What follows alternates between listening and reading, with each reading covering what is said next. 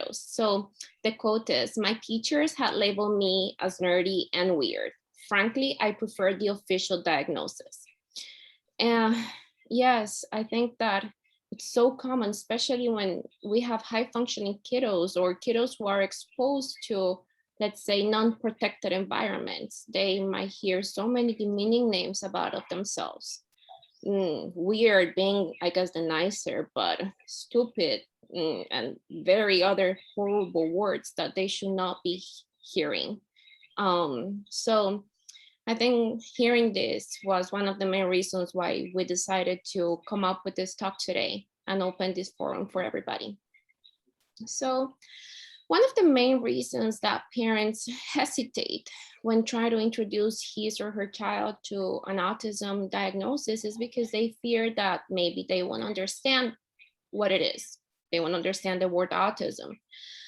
They might fear that the child might lose some chances in his or her life because they might lose the opportunity to have quality education, friends, and later on in life, work opportunities. Because who will want to hire an autistic person, right? Fear that maybe your child might become angry or depressed because of knowing about his or her disability.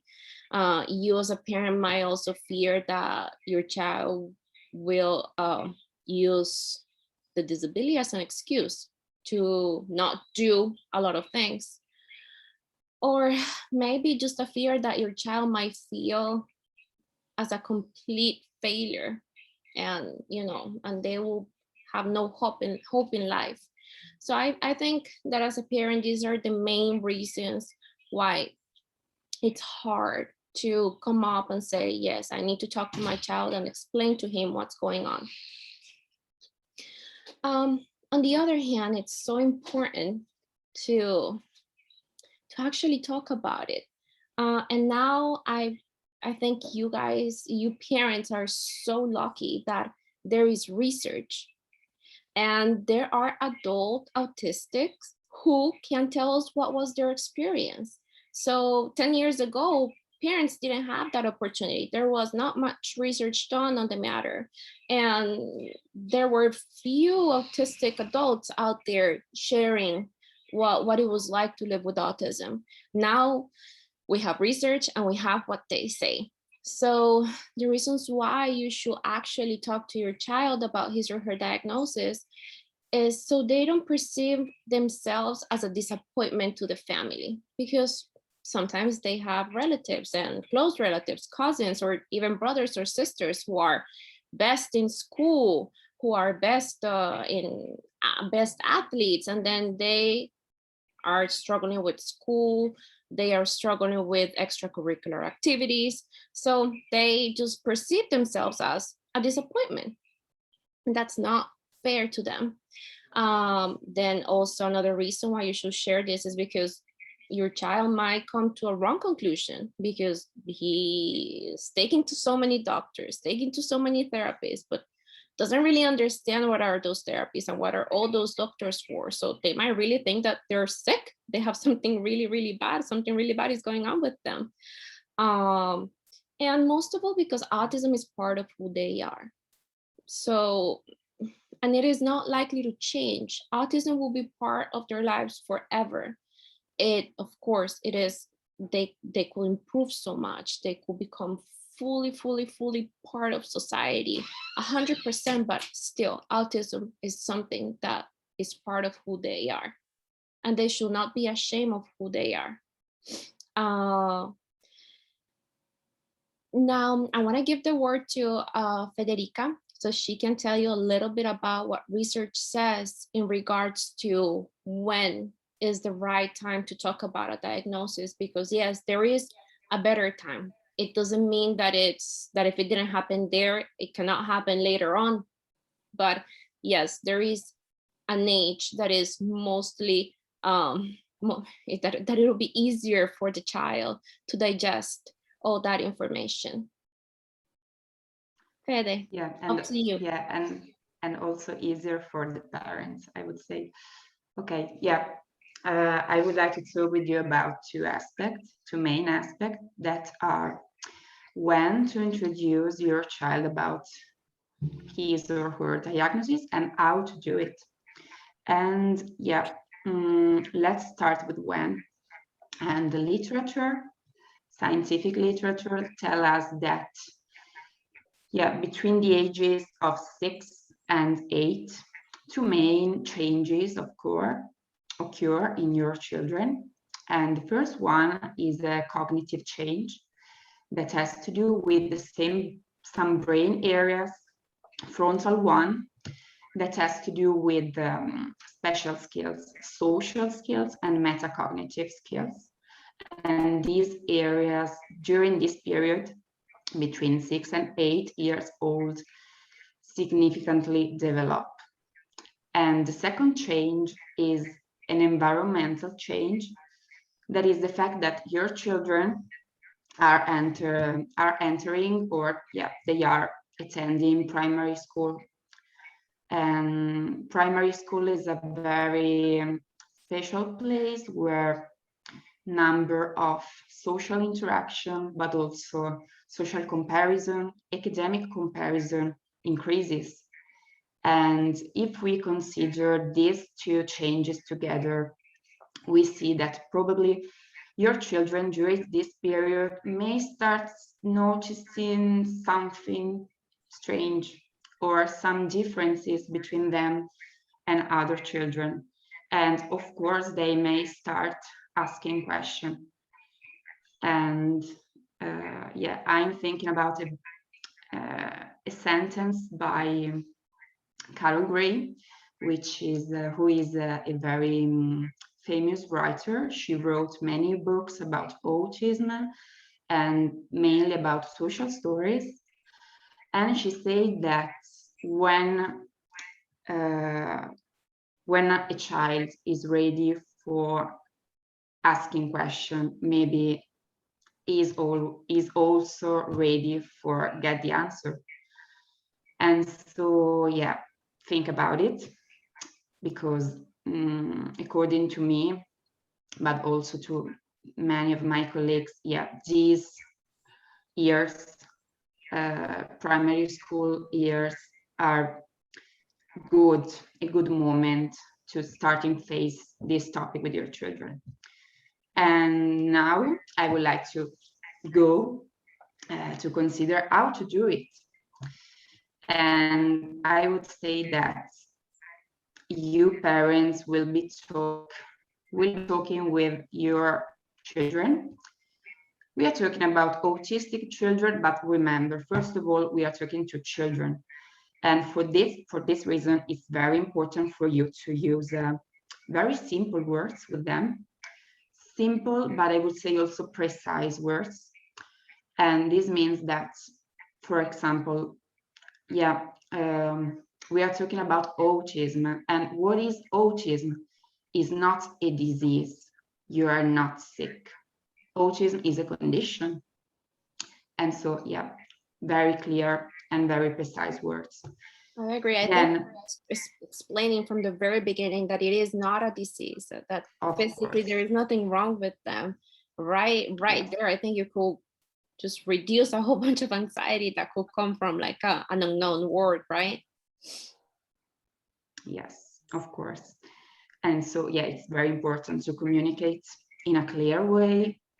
And I would add also not avoiding giving too many information, too many details. And remember to speak slowly and to give your child also the time for question, of course, but also time enough to let him follow the conversation. And this is the reason why I think it's very important to check in many moments that your child is following you, that is comprehending what you just say to him. And also it would be very important also to ask him, how do you feel now? How do you feel now that I just told you this? I just gave you this new information. How do you feel? This is very important for me. And there is also a very nice thing you can do together with your child. You can, yeah, you can try to collect, to remember, to find some behavior, some qualities, some traits that concrete example of, yeah, of behavior that makes your child neurodiverse. And so, first of all, you can talk about your children and try to, yeah, remember some episode in which, for example, do you remember when we went to the mall, when we went to the supermarket, that there were so many sounds, so many lights, and for you it was very difficult. But also think about it. Think about also having conversation. I think for you it could be quite difficult for you to have a conversation with and other kids. It would be easier for you to talk with adults.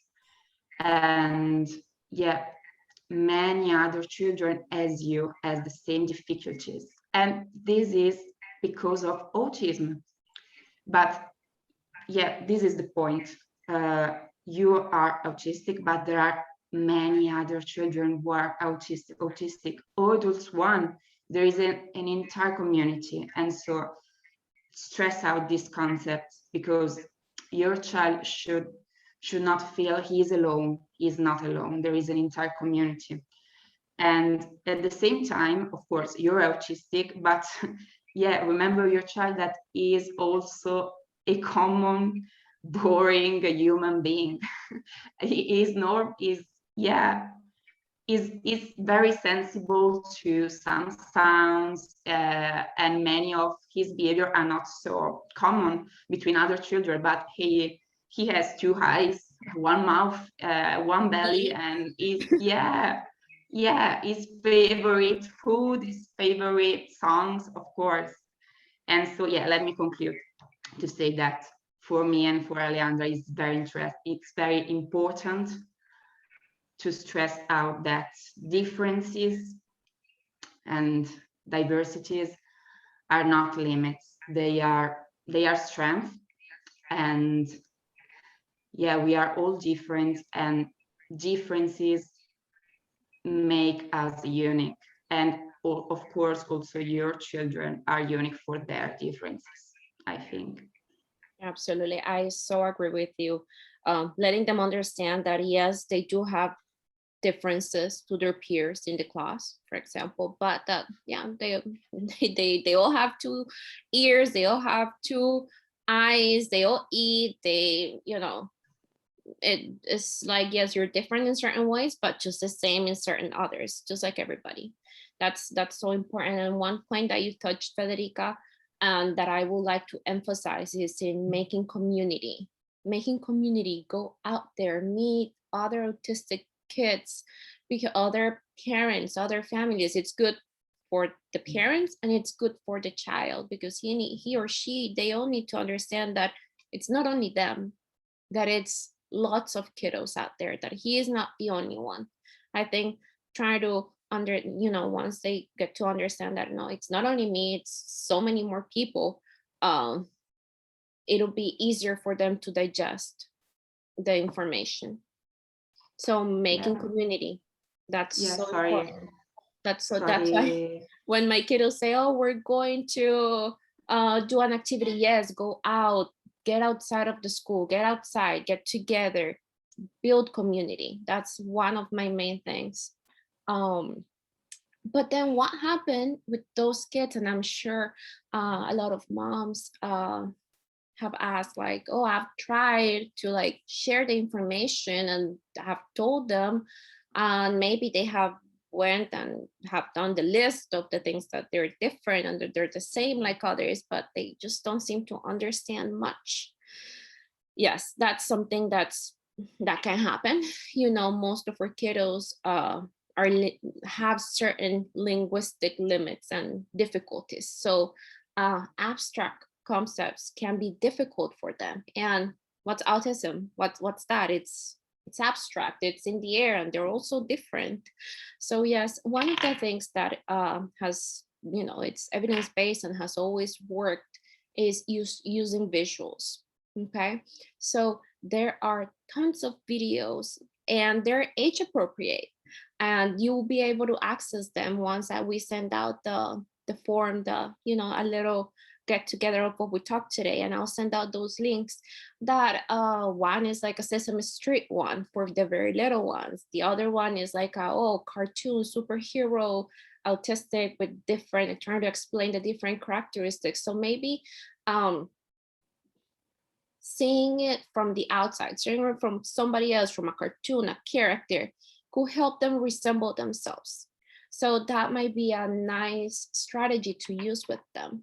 Another nice strategy that could be used is a social story. So I'm sure many of your parents are aware, but those who do not know what a social story is, a social story is a personalized story that is created to provide a visual aid for helping children know what to expect, and how to react in different situations.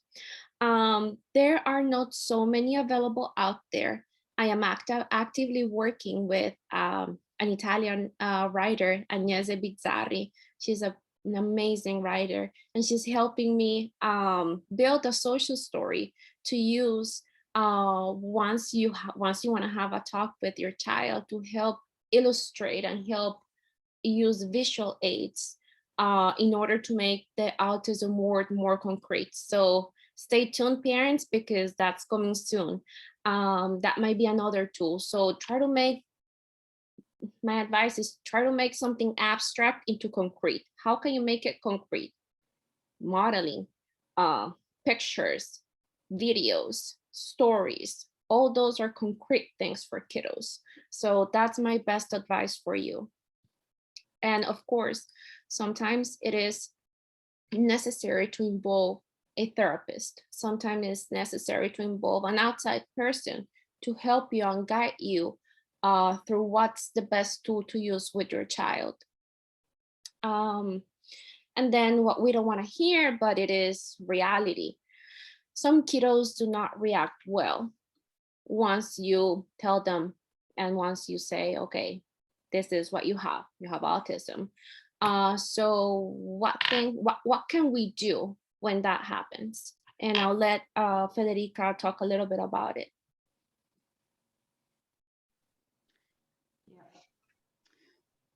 Yeah, as I told you before, it's very important to speak slowly and in a calm way to your child, but also I would add to stop often to accommodate your child reaction.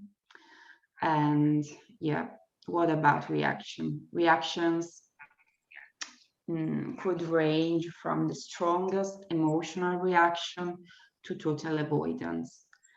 And let's see some example. For example, there is Peter, and Peter could go away, escape from the room, and close the door. Or there is Gary that, as you are talking with him, starts screaming and cover his ears because he doesn't want to continue listening what you're saying to him.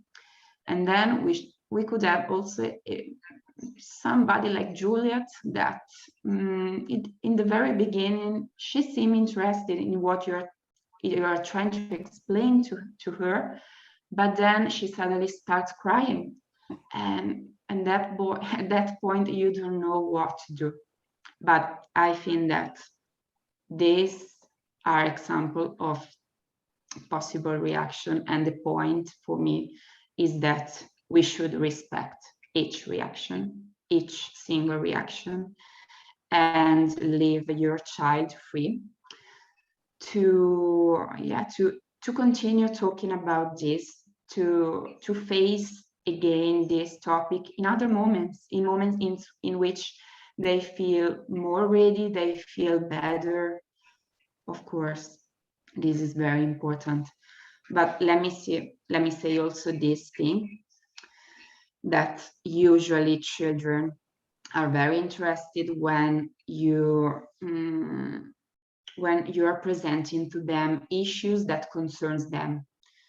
But at the same time, it could be very difficult for them and to hold conversation about what you're talking about. And yeah, let's consider this topic. It's a very hard one also for us, for you as a parent. So yeah, maybe your child, I've got this picture in my mind, like your child that is trying to say to you, thank you, I'm really, thank you for saying this to me, because they are new things and I really appreciate what you are saying to me, because yeah, it's a kind of sign of love. You love me and you are saying this to me. But yeah, at the same time, you should understand that for me it's difficult and I need my time to, yeah, to emotionally process what you are saying to me.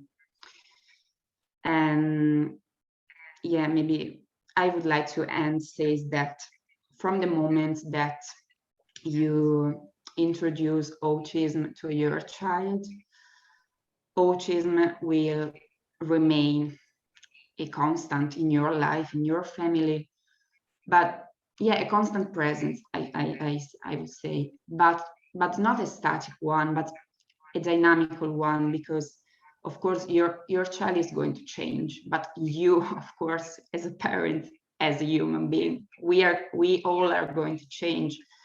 We could not predict what it could be tomorrow. And yeah, so I think that this moment, the moment you are starting to introduce this topic, it would be a first step, the very beginning of a journey in which your child, of course, is the main protagonist. But I think that also you as a parent are very significant characters. And yeah, maybe also Alejandra say this before. This is the beginning, of course. And we are not talking about a single moment. Maybe you will talk about this many days. And yeah, I think that's a key, Federica. I think yeah, make this a many days, like a no all the time kind of talk. Like it is not a one-time type of talk. It is something that it is going to happen over and over again, because it is something big, it is something difficult, and only one conversation will not cut it.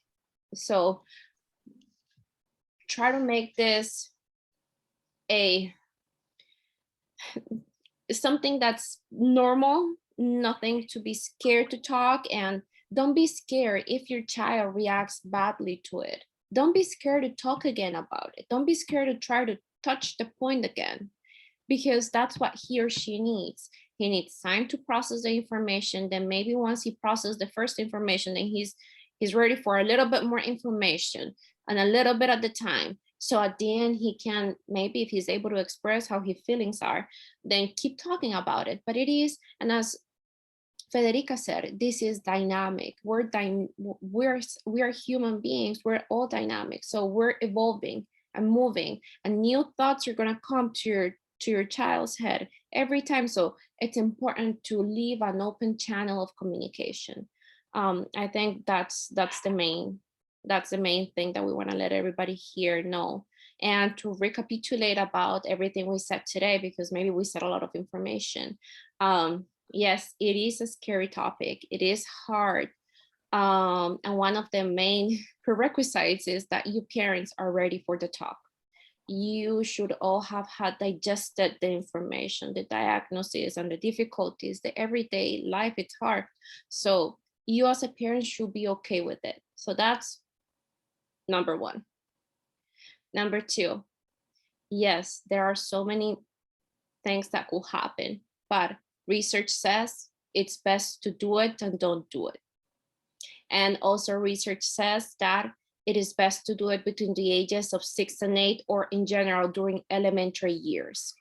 okay? Because that's when they will face the most changes, like social interactions, academic comparisons, like a lot of things happen there. So best ages from 6 to 8, or in general, elementary years. Best practices, simple words. Um, do not try to make a long conversation out of it. Try to make it simple, concrete. Um, try to make sure that you use the appropriate things that your child might need, such as visuals, social stories, anything like that. Make sure that your child is always actively listening. Make sure you provide your child with those characteristics that makes him unique, but at the same time, different than others. So it is very important, come up with the things that makes him out, makes him be autistic, but also makes him being just like anybody else. I think that's one of the main things. Make community, make contact with others. My dream to get all my Italians and all my American students together and everybody meet. Like, I wish we could just have like a worldwide autism convention. Let's all meet together. Let's all get to know each other. My dream. I don't know if that will happen, hopefully. Make community people, everybody. Use visuals, use anything that your child will need in order to make the concept concrete. And if it is hard for your child, make sure you respect the feelings. Make sure you acknowledge the feeling. Don't say, oh no, you shouldn't feel like that. No, acknowledge the fact that it is difficult, that that it is something new, that these are like important news. But let him know or let her know that you're there, and seek for help if you need. Because as we said in the beginning, each child is unique, and some children might need help from a therapist. Some might be able to just work it out with the family. So seek out for help if you feel that you need, or if you feel that you as a parent need help as well, because sometimes we focus so much on the child's therapy. He needs his ABA therapy, he needs psychologist, he needs here, he needs so much. But what about the family? What about you parents? You parents need a lot too. You parents need someone that you can rely on, that you can share what you're going through to as well. So seek for help if you need help.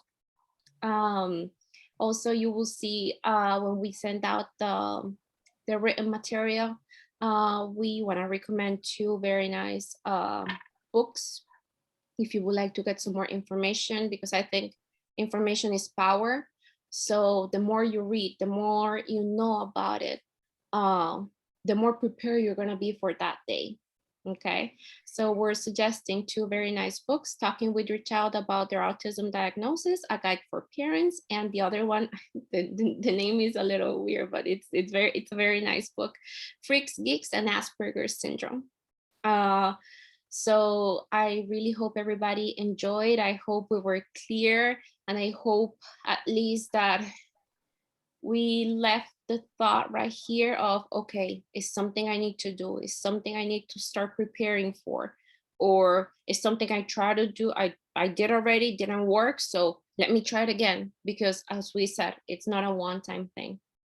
So now I would like to open for questions. If anybody has any questions, or hope we can answer, we'll try to answer to the best of our capabilities.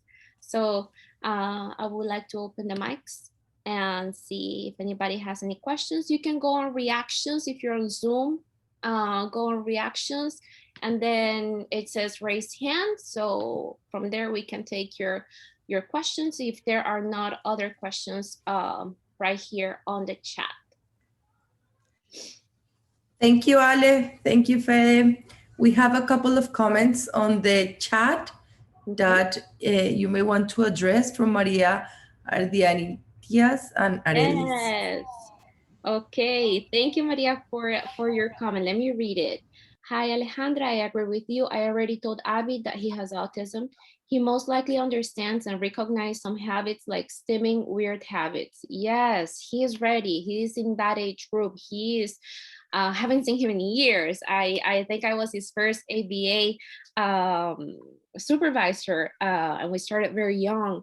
And yes, I think he should be in his elementary years right now, and he should be, and I'm sure if he was in the same setting as I met him, he must be in a regular ed classroom or some sort of inclusion classroom. So for sure he will be able to see the differences between him and the other kiddos. So yes, it is a perfect time. Also stress the fact that, you know, he's got his stimming and he's got, as you said, his weird habits, but he's just like anybody else. He is a great musician. I hope so still. And like many other kiddos play the piano, he does. So stress his uniqueness. And I hope where you are right now, there is a nice community that you can get in touch. If not, come and visit. We're here in Miami. We wait for you. Then Arelis, I haven't talked to, we call him L. His diagnosis is very recent. I asked him today if he knows what autism was. He said no and asked me what it was. I only told him that it's somebody who look at world different. What was this a good answer? What do you think, Fede? I think this was a good starting point. I think. I think so. Maybe it's good, but it's very general. It's very Exactly. general answer. I think it's a very good starting point, and I know him personally, of course, and he's a kiddo who is very curious. So I'm sure he won't stop there, right? Aurelius, I'm sure he will come up with more and more, and he is used to neurodiversity and neurotypical kids. So he will be able to make that comparison, and he will be able to see that he knows and he has seen every single level of it. So sometime, you know, he's in a very protected environment. So that's the reason why, you know, for now he's safe. But as he comes out and he's got other brothers, so he will face everybody around him. So it's soon. I think the talk it was a starting point, a good starting point, and of course we can discuss more privately about it, of how to go about it. But yes, it was absolutely a good starting point. You don't have to go from 0 to 100. As I said, you as a mom or as a dad need to be ready first. So try to prepare yourself for what is going to come, because more questions are about to come. So I think it was a very good starting point, little by little information at a time. Like we said, don't try to like tell them everything about it in the first talk or the only talk. It's many small talks. And maybe also the fact that he answered, no, I don't know, but he asked information. What is it? What is autism? And so, maybe try to work also on their curiosity and motivation. And you can do it through, it's what I say before, the fact that if you talk about autism in first person, try to give example of, in this case, Luca, you can start from example of what he liked to do and what he disliked, I think. Exactly. And as I said, you know, this is one of my moms. I'm here to support, and we could discuss this in more detail. Then I have Giorgio from Italy. Hi, Ali and Fede. How and when should we manage communication towards siblings? I think this is a very good question, and I'm sure we will do another webinar about it, because it is, there are two main things. How do you discuss with your siblings about the child's situation, and how do you talk to your close family, grandparents, uncles, those who are close to the family? So I think that also starting from very young is important, if you agree with me, Fede, because of course. They're siblings, they're together all the time, and being neurotypicals, they will be able to see the differences even faster than the neurotypical child, than the neurodiverse child. So I think talking to them earlier, I believe, again, elementary years are a good time to start talking about it. How and when. And I think the how, it's pretty much close to how you do it with the neurodiverse child. So your brother has this, and this. He does this differently than others, but he does this just the same as anybody else. So building those characteristics of how the brother or the sister is different, but at the same time the same, just like anybody else, will help them understand, yes, there is something different about my brother or sister. Nothing wrong. Again, stress that it is not an illness, because you might think, oh, but of course it's not an illness, but it is not that of course for a child. It's not that implicit for a little child. So the brother is all the time going through doctors. Like I believe that, talking this specific case, she even knows that like they travel to go see doctors in another country. So what's wrong with my brother? Like they have to go, like we have to even take a plane to go see doctors. Is he really that sick? So one of the main things is to let them know, no, there is nothing wrong. He's fine or she's fine. And let them know that everything is going to be fine. There is just differences and that they need a little bit more support.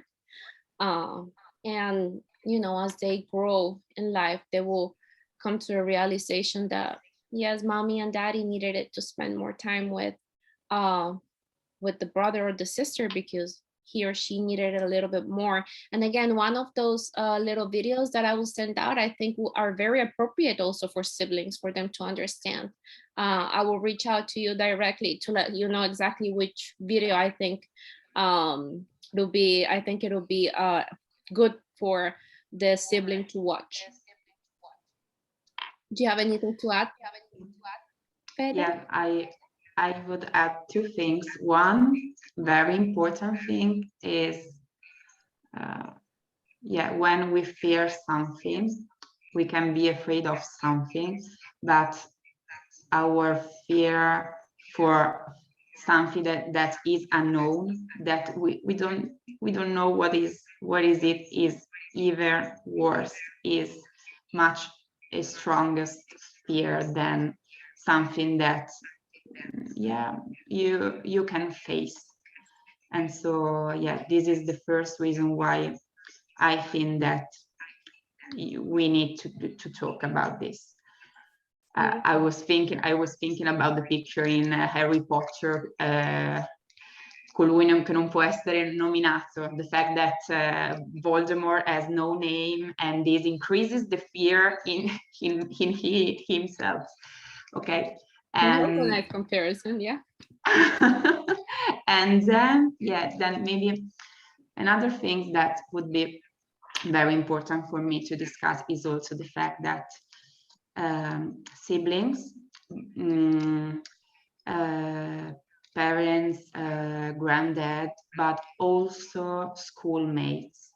And there is a very interesting book by Carol Gray and Tony Atwood, which is a psychologist, an English one, and he is one of the most expert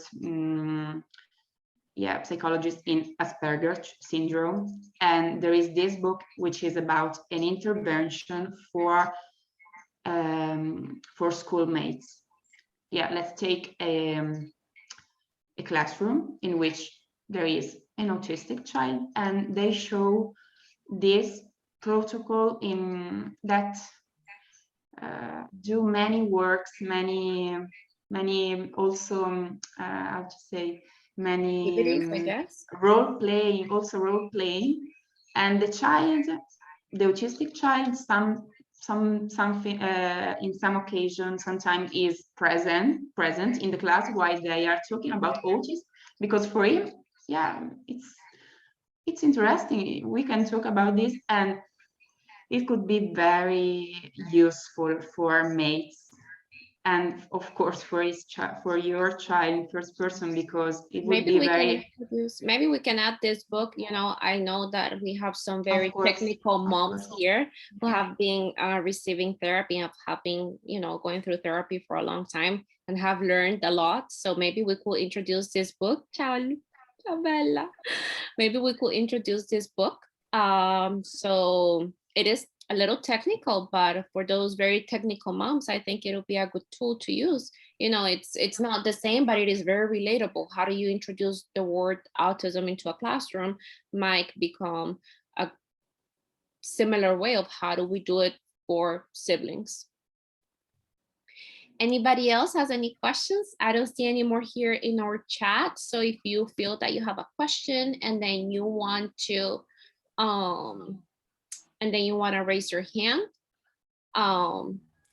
Yes, Ale Arelis raised her hand. Let me unmute her. Arelis, I Hello. already asked you to unmute. There you go. Hello. I'm sorry, there is Hi. a background noise. They're working in the yard. But in my case, I don't know if this is all right. Luca is the only one that doesn't know at home. All the siblings know because he's the little one. I have, he has siblings that are 17, 13, and we are familiar with autism because I have two nephews, well, four nephews with autism, but Okay. two that are, you know, more affected than the other two. And I told them, and I don't know if that was right. It was if it was better for Luca to know first and then tell the siblings, or if what I did was right. I don't know. I don't think there is a right and wrong, because I think there is nothing precise. Like, what happens if you don't say it between the ages of 6 and 8? So can I just don't say it ever again? So there is no good and bad. I think that then at this point, it's only fair for Luca to know that he has something, that he has autism, because everybody else knows it and it's like a family secret kept from him. So that's one of the main things. I think one of the things that it's important in this situation is at this point not to let him know that everybody else knew but him, because we don't want to make him feel left out, like everybody knew but me. So I think that's one of the main things, that it is easy to work, I guess, with the other siblings because they're older. So that's, I think, my first advice. Don't let him realize that everybody knew but him. Especially because I know him and he wants to be part of everything. And then you start it today. Make this something going. Make this something that is actually should happen in the near future, because yeah, it's not fair that everybody knows and he doesn't know it, and he's reaching and he's in that age bracket where it'll be good for him to talk about it. Also, it'll be easy for him because I guess he knows his cousins, so he knows he can relate to, oh, it's not only me in the family, my cousins too. And if there are, like you said, two a little bit more low functioning and two a little bit more high functioning, I think it'll be easier for him to relate with, oh, you see, there is a spectrum. Some can be doing that, but some can be also doing like what my high functioning cousins do, just like me. Because yes, you know, he needs to be able to also relate to someone that's similar to him. I think it's the time is getting to be very close at least. Yeah, and let me tell you, he may not remember his cousins very well, but we are gonna get together in July, all of us. Mm, Yeah, so maybe it it's a is good a time to do it perfect now so timing. he can know. Yeah. Exactly. So it is perfect timing. So I think making a plan, you have until July. You have your team of ABA, you have the school that supports you. So making a plan, making you and your husband ready and the other kids ready for it will most likely be the most help for Luca at the moment when you all have to talk. Thank you so much. Absolutely. Yeah, maybe I would also give you this suggestion to feel free to be also very transparent with your child and say what maybe it's difficult for you to talk about this. And so feel free to say, maybe we wait to tell you this because we were a bit anxious about this. We were a bit scary of your reaction, and because yeah, we do care about you so much, and yeah, feel free to say that. Yeah, maybe. Thank you. Thank you. Thank you for participating. Do we have any other questions?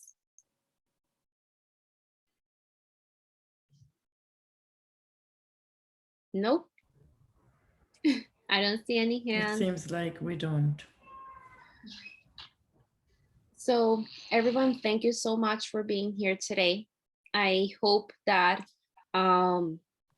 we helped in some way.